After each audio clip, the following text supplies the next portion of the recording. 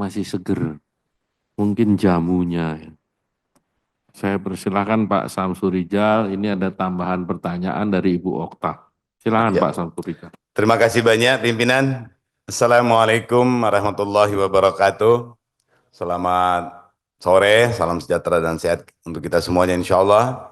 Perkenalkan Pak, nama kami Samsurizal, biasa dipanggil Deng Ical Pak, dari fraksi PKB.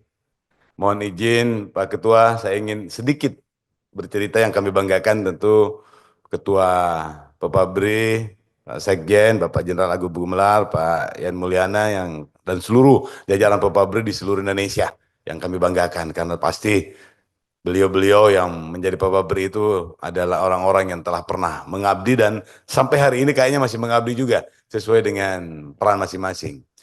Pak Jenderal, mohon izin, Pak Ketua, saya ingin bercerita sedikit. Pertama, saya tinggal dan besar di satu kompleks tentara, namanya Kompleks Kodam Hasanuddin Pandang-Pandang, ya, di Goa. Kuliah di Makassar. Kemudian saya juga kuliah di Unhas, dan tahun 97 Bapak adalah Pangdam 7 Wirabuana.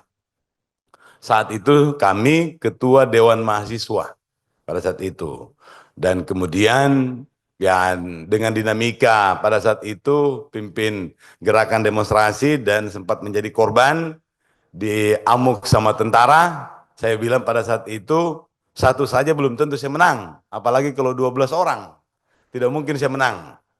Tapi dari situ kemudian berawal dari saat pimpin demonstrasi tahun 97 Jenderal, kemudian menjadi sangat dekat dengan Bapak. Mudah-mudahan Bapak masih ingat sangat dekat dengan Pak Kasdam pada saat itu, Pak Menteri Agama Pak Fahrul Rozi. Dan setelah itu kemudian diaktivis bersama-sama dengan Bapak juga menangani masalah konflik sosial lah dengan keturunan. Saya tidak membahasakan yang lain tapi ada konflik sosial. Dan saya ingat betul Bapak pagi sampai sore, siang malam, tengah malam terus jalan. Ini satu sesi yang lain. Kemudian tahun 2014 kami diamanahi menjadi pimpinan di Kota Makassar, menjadi eksekutif, dan kami banyak sekali dibantu oleh TNI dan Polri. Dalam pelaksanaannya itu ada macam-macam program yang banyak sekali, mulai dari program sampah, keruk sungai, keruk kanal, dan macam-macam lah yang lain. Poinnya adalah, maksud saya adalah banyak dinamika yang terjadi yang konteks penilaiannya kita dengan TNI itu dan Polri itu berbeda.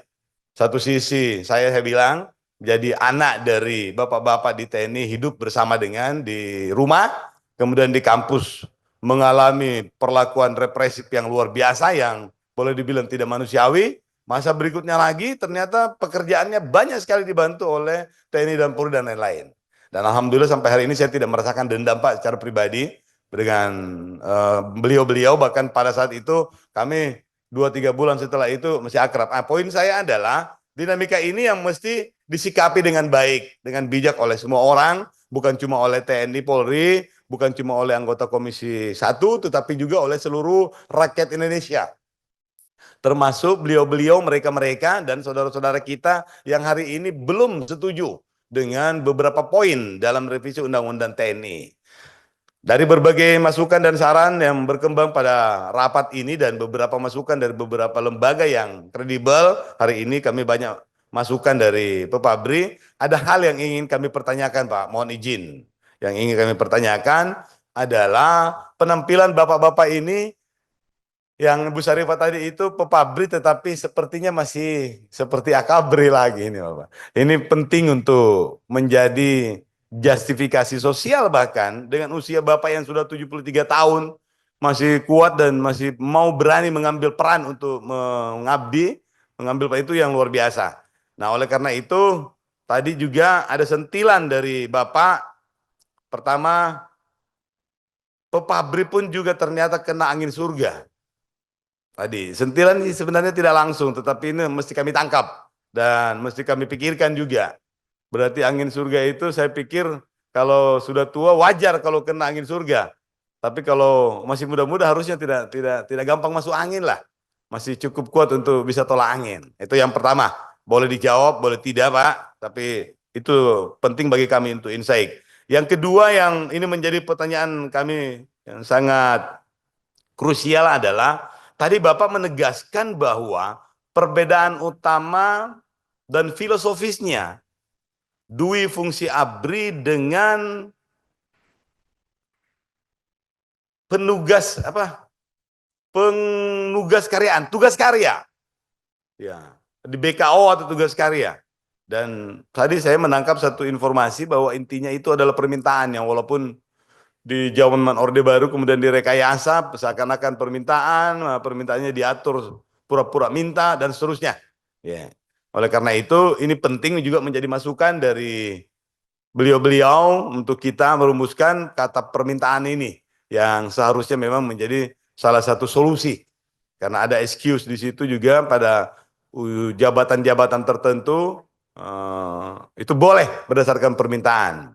Yang kedua, ini sifatnya pernyataan dari orang yang saya sampaikan, yang kemudian barangkali juga perlu untuk mendapatkan tanggapan adalah revisi undang-undang ini juga banyak lahir dari ketidaksenangan atau merasa diperlakukan tidak cukup adil atau merasa bahwa Polri mengalami perlakuan yang lebih dibanding dengan TNI.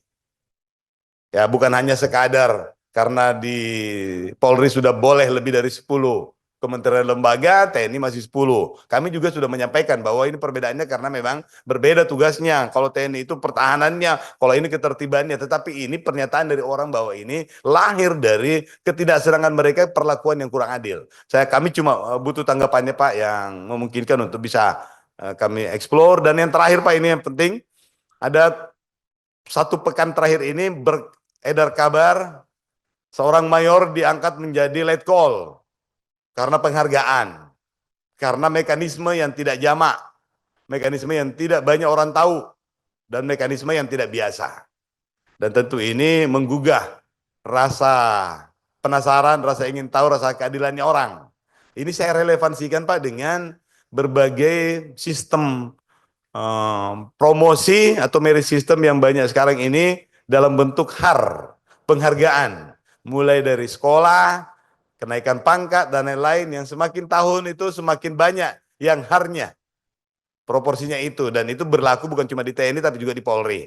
Dan ini tanggapan-tanggapan ini penting bagi kami untuk menyerap filosofi dari jawaban Bapak, perspektif Bapak, sehingga kami lebih mampu memahami apa di balik proses-proses revisi yang terjadi. Terima kasih banyak. Terima kasih banyak sekali lagi atas pengabdiannya Bapak. Assalamualaikum warahmatullahi wabarakatuh.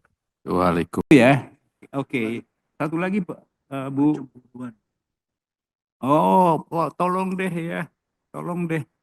Memang kenyataan sih seperti itu. Ada perbedaan tingkat kesejahteraan antara TNI dan Polri, apalagi setelah pemisahan TNI dan Polri. Ya. Tapi tolong ya, saya sangat berharap, saya selalu mengatakan kepada para pimpinan TNI yang sekarang ini, para junior-junior, tolong dijaga ini. Ya. Jangan malah makin mendalam ya, kecemburuan ini. Karena sekali lagi soliditas TNI dan Polri adalah jaminan tetap kokohnya NKRI. Jangan mau kita dipecah belah. Ya.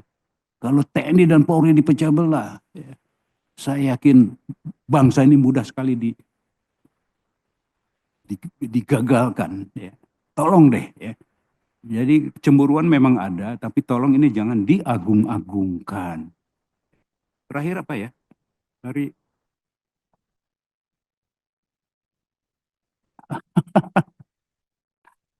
kasus Pak Teddy itu kasus itu kita tidak bisa.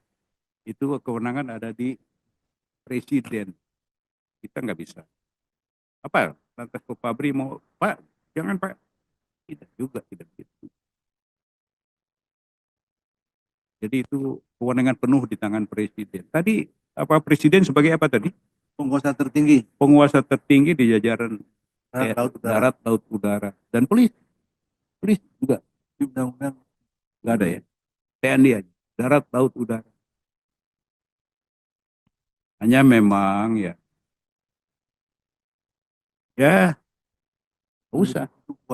Itu kuasanya presiden, enggak. Itu kita jangan, ya Pak Fabri pun nggak bisa. Itu kuasanya presiden. Diskresi, Pak. Diskresinya presiden. Diskresinya presiden. Baik, Pak Agung, Ya. kalau sudah selesai.